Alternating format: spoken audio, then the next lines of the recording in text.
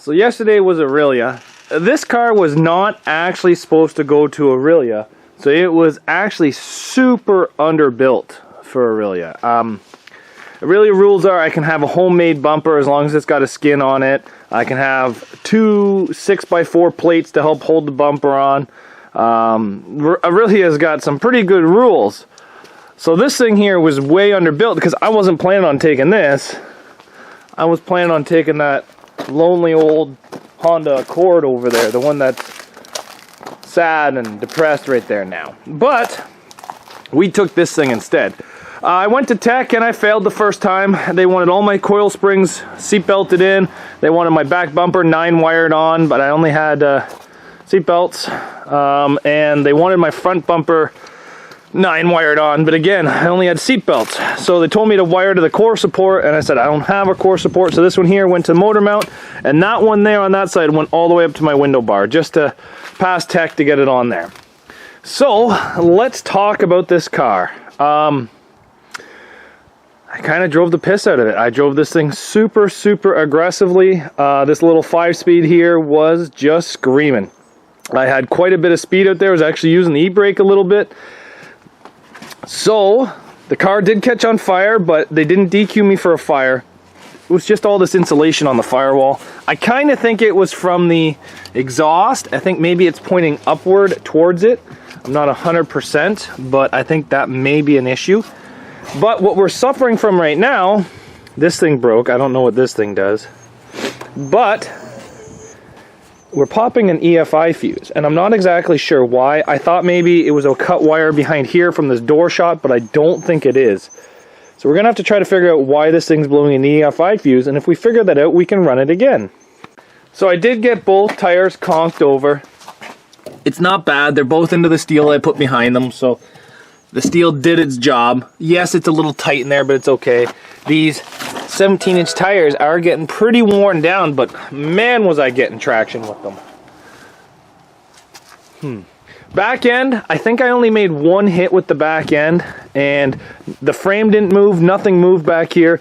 Like, there's been no damage to the back end of this thing at all. Like, kind of surprised me in the back, but I guess I didn't use it. Frame didn't move. Spare tire came up a bit, but like, I'm probably going to try to clearance this for height there. But again, nobody's been able to get these tires. They're just tucked in tight enough. They knocked over the strut on this side too. It's into the block, which the block's designed to do what it's doing, but nobody's been able to get them yet. Like, these are not doubled, these are just tubed. And like I said, I was one of the fastest, if not the fastest guy on that track with this car. All right, so let's go into here. So we got to figure out what is popping this fuse. It is this one right here, which I believe, if we look underneath here, number 10. The number 10 comes down to injection fuse. So I'm thinking there's something wrong with the injection harness here, which comes into there. Honestly, like, it's not going to be nice to find any of this stuff.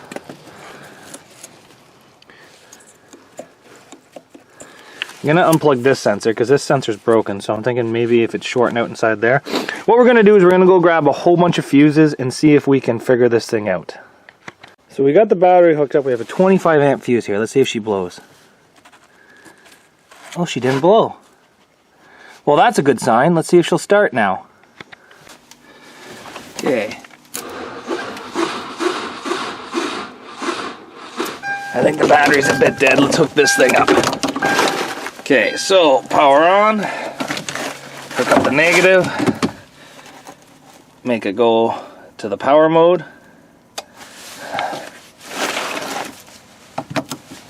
Okay, turn it over. Okay, so we got it going. Is this thing even charging? Yeah, it's charging. Wow. She must have just got really hot and that fuse blew. I put a couple different ones in it at the Derby and it blew. So what we're probably going to do is jump that fuse. It probably just gets hot and doesn't like it. So as far as I'm concerned, I can run this thing again next week. So let's get it on the motor.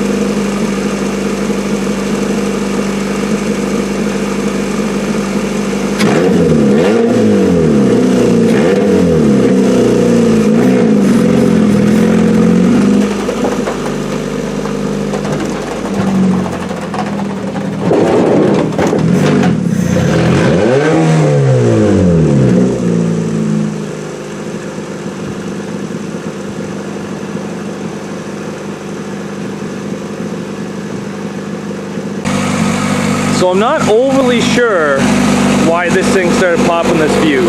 So I actually pulled this fuse out and it popped that one. There was a spare in the roof, it popped that one. I pulled that one out and it popped that one. So we're probably going to jump all three of these fuses right here.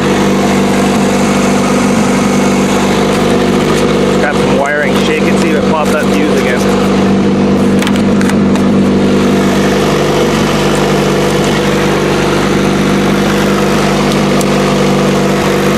Sure.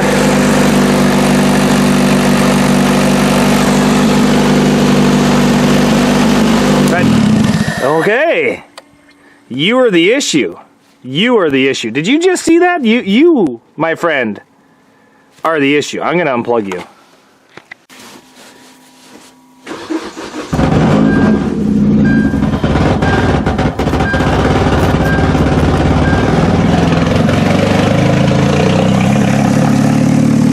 So me trying to plug you back in inside the ring was not helping, because every time I plugged you in, you'd blow the fuse. I kind of put you in there.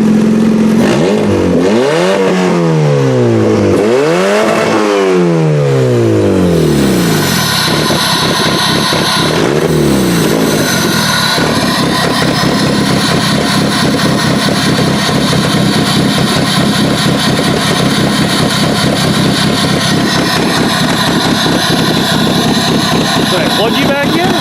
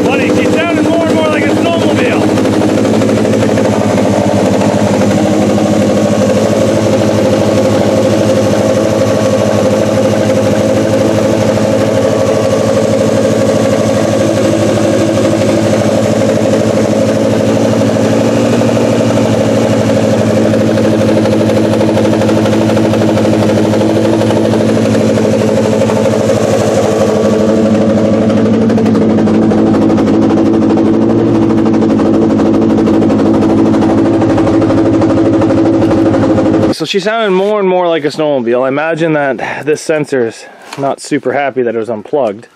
But what we're going to do now is we're going to jump a lot of these fuses right now with some hard cable, because it seems like the logical thing to do. Oh, and we do have to definitely put some oil inside this thing. There's none left in it. Overall, have a lot of fun with this car. So at this Derby, I was going to drive sensible, but then you know what, I was like, you know what, I don't have fun driving sensible, and I really don't care if I win it. I believe this show was like maybe $400 to win. So after my $60 entry fee, my $80 in fuel to get there, you know what, I just wanted to have fun. I didn't really care if I won. So I kind of drove like a bit of a dink. And being one of, there was a couple cars that were a little bit less built than me. I think there was a Corolla that was a little bit stocker than me, and I think there was a Ford Focus that was a little bit stocker than me. But realistically, the guy that won in a Honda Civic, he had my bumper with square tubing on it. And then there was two Camrys out there that were very well built, lots of 9-wire put into them, lots of 9-wire. So I was definitely maybe mid-pack on build, but I had 0 plates holding the bumper on. I was probably one of the least plated cars there. I had no cage in the car at all, like none. And I just wanted to have fun. I didn't really give a shit if I won or not, so I just wanted to have fun. And you know what, guys? I think I achieved my goal. I think I had quite a bit of fun. So, saying that, things that need to be done to this. I'm not really going to mess around with the tires or the struts because I don't have any replacement parts to put into it. I might come up with the Walden and try to push the frame back, but to be honest, guys, it's getting farther away from the pulleys. So, I can plate it up a bit. So I might throw some plates on it. I got plates, I got a welder, just clean it up and plate it. So I might put one plate here and one plate back there, I'm not sure yet. And that's just about all I'm going to do. Maybe throw a little bit different 9-wire on it, I don't know. Maybe change up the seatbelt on this side so it goes up taller, I don't know to that one either. But we're definitely going to jump a couple fuses because I think that is an issue that this car is having. And we're going to try to get a little bit of the sheet metal away from the tires on this. So, a little bit of work to be done to it. But overall, I had a good time. I did win something, actually, at this show.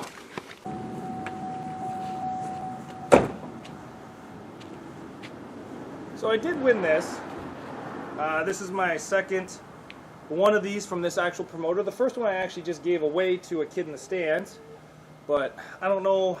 I was hitting people and I was having fun, so I think I kind of deserve this. But I do think they're giving these things away a lot easier than they used to. Am I upset that I got it? Absolutely not. I think it's amazing that I got it. I don't think I'm going to give this one away. So overall, I had fun with this car.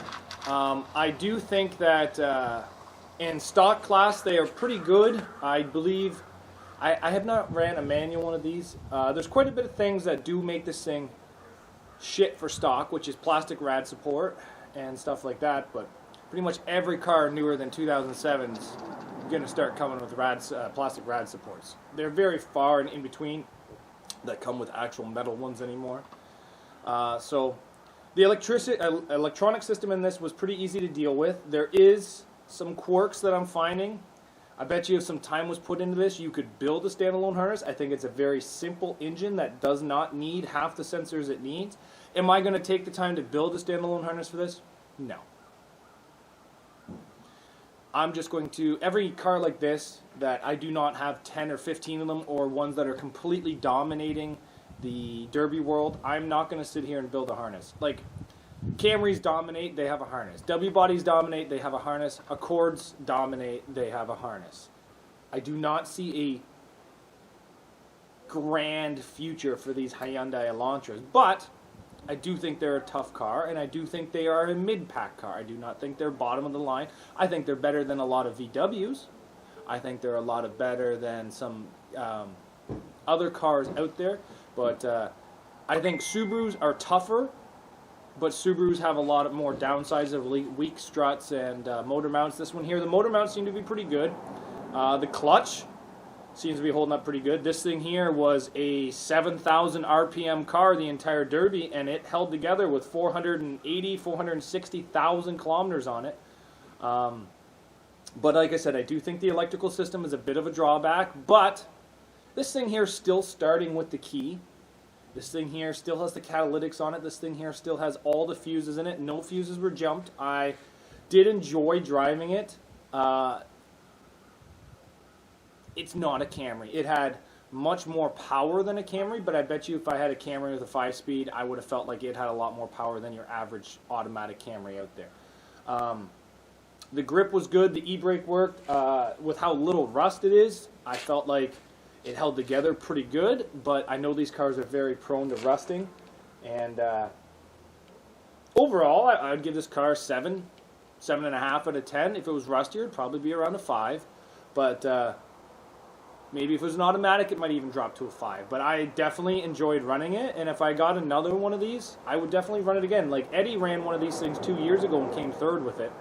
And the only reason he got taken out was because of a fire. So there is one run potential out of these cars.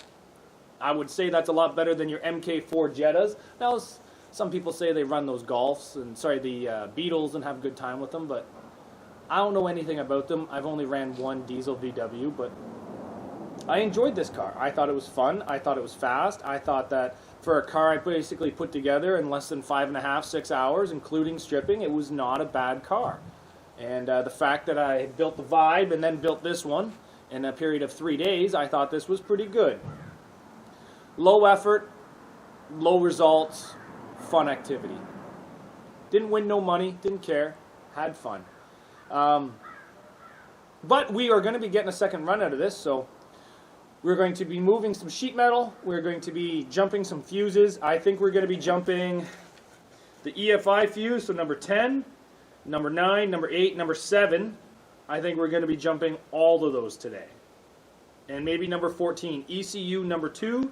So we have ECU 1, ECU 3, ECU 4, ECU 2, and injection. Now, number 10 was the injection that we were popping, and that's only supposed to be a 15 amp fuse. We got a 20 jumped in there now, but at the Derby, she actually blew the 23 times. But I think it was that sensor in the front that was actually popping it. So we're going to be jumping some fuses, even though I don't think it's going to be an issue that we have that sensor removed. So thanks for watching, guys. We're going to see you back here later on Zach's workshop when we get this car all fixed up. Take care.